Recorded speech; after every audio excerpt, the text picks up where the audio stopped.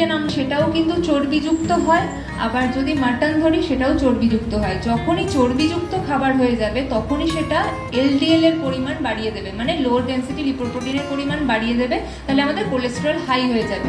সেই জন্য আমরা চেষ্টা করব, যদি কারোর খুব মাটন খেতে ইচ্ছা করে সেটা মাসে একবার হবে। আর যদি চিকেন খান কোনো অসুবিধা নেই, প্রত্যেক সপ্তাহে খেতে পারে, কিন্তু খুব বেশি অয়েলি করে না, মানে স্পাইসি অয়েল দিয়ে না রান্না করে আমি চেষ্টা করব ওটাকে স্যুপ অথবা স্টু রান্না করে খেতে, ঠিক আছে?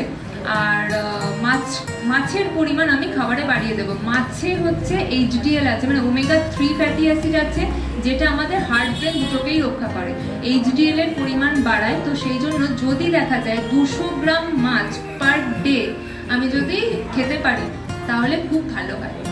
আর সপ্তাহে আমি 3 থেকে 4 দিন অন্তত মাছ যেন খাবারে রাখতেই পারি। মাছ হচ্ছে গুড ফর কোলেস্টেরল, ঠিক আছে?